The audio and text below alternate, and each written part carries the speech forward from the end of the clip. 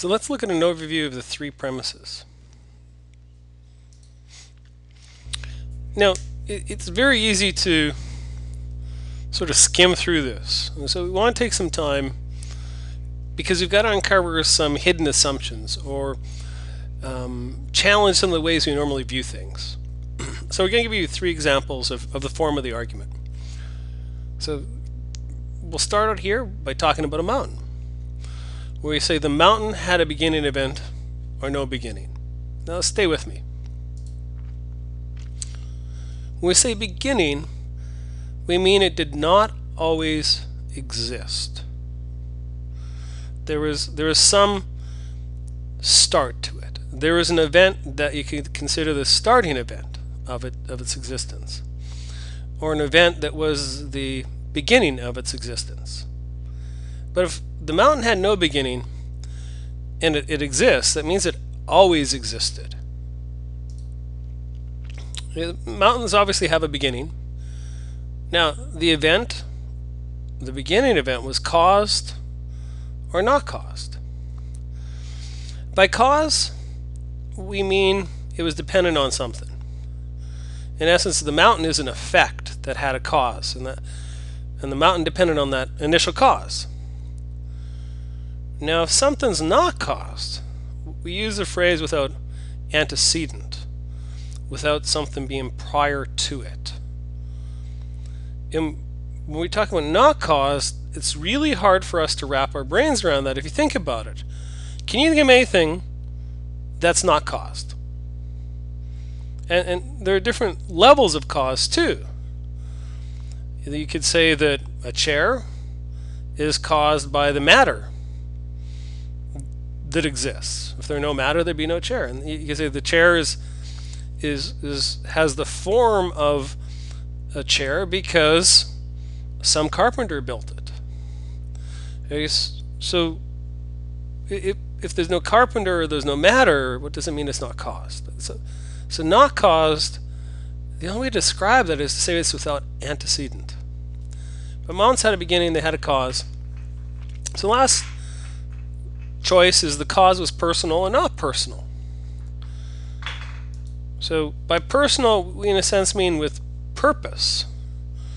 There was some willingness on some agent to cause it to be. When we say not personal, that means that there was no intention. If there was a necessary and sufficient condition for something to be caused, then it would be caused. It would just happen. And so we say it's an immediate accident, where immediate may not mean it immediately exists, but that it's immediately put in process to exist, and its existence is really an accident. There was no intention behind it. So we see, if we were to apply the thinking of the Kalam argument to this, you say the mountain had a beginning event, the event was caused, the cause was not personal. So we'd follow that path. Now, what if we were to use this argument with the internet? So I was actually around when the internet was started. So the internet had a beginning event or no beginning. Again, when we say the internet had a beginning, we mean it did not always exist. If the internet had no beginning, that means it always existed. Well, we know the internet had a beginning. And that beginning event was caused or not caused. And we believe it was caused because the internet's beginning was dependent on engineers. It was dependent on material like wires and electrical transmission cables. Now we think about the internet not being caused. That's hard to think of. I mean, what would it mean that well, the internet was caused, the cause was personal or not personal, and it was personal because the engineers designed it for a purpose, the technologists and production manufactured it, and it was formed out of a willingness to cause it to happen. If the internet was caused but not caused by a person or personality, well, that would mean that it just sort of self-formed It just it would have had necessary and sufficient conditions to form, and it would have just happened. So the internet had a beginning event. The beginning event was cause. The cause was personal. So that's the form of the argument. So we apply that form of the argument to the universe. This is where we have to be very careful, because now we're talking about, remember, everything. The universe is everything. It's all matter, all energy, length, width, and height, and time. So the universe had a beginning event and no beginning. Two options. If it had a beginning, that means it did not always exist. If it had no beginning, that means it always existed, which means that there was never a time it wasn't. If the universe had a beginning, then that beginning event was caused or not caused. And if it was caused, that means it was dependent on something. That something would have been something outside the universe. Because how can something inside the universe create the universe? It would have to create itself, which doesn't make sense. So if the universe began and it was caused by something, that something was outside the universe. Now, what does it mean if the universe had a beginning, but it wasn't caused? Well, that means that that there was nothing and then there was everything. And how can we even conceive of that? In terms of from causes, I think we can say the words, but I think our imagination would struggle to actually understand and conceive of that. So that's why we have to be careful with our words here. And the cause was personal and not personal. Now, the cause was personal.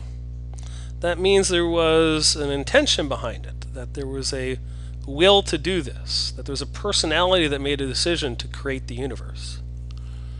Now, if it's not personal, well, here's where we have to be careful again, because if the universe had a beginning and the beginning was cause, that means it's sort of the stuff that was there to create the universe, whatever that stuff was. Or if there was no stuff, I mean there was nothing, then the universe would have been immediately caused, because the necessary and sufficient conditions for it to be caused were already there. So that's why I say it would have been an immediate accident if there's no will or purpose behind it. And so the Kalam cosmological argument is going to follow this path. The universe had a beginning, the beginning event was caused, the cause was personal. So let's just write down what we're saying. So the first premise is the universe had a beginning. The second premise is the beginning event of the universe was caused. The third premise is the cause for the beginning event was personal. So let's start with the first item. Now, I mentioned before that each premise had supporting factors. So with premise 1, the universe had a beginning. This is a big picture. There are 4 supporting factors. The first one is that the Big Bang is evidence of a beginning. Second factor is the universe has not reached maximum entropy. The third factor is you cannot cross an infinite set of events. And the fourth factor is you cannot form an infinite collection by successive addition. And we'll investigate each one of those, because each one of those is a strong factor. Not only that, but to disprove premise 1, you have to disprove every one of those factors. You have to show that they're either false or not relevant. So premise 2, we have the beginning event was caused, and we have 4 factors there. The first factor is each event needs a cause. Second factor is experience shows that each event needs a cause. And they're different, because the first one is we'll see, it's a statement not about reality or our universe, but it's a statement about all possible universes. The second one is a statement about our universe. The third one is things do not pop into existence uncaused. And the fourth one is causeless events completely undermine rationality. Now, you can see if you don't agree with the second premise, there are implications, because looking at these factors, you can see what the implications are. Now again, for premise 2 to not hold, each one of those factors would have to be shown to be irrelevant or not true. Now premise 3 is the cause of the beginning event is personal. And there's 3 factors, supporting factors here. One is the cause is not scientific, so it is personal. The second factor is the beginning event's cause is a mind. And the third factor is the first cause willed to initiate the creation event.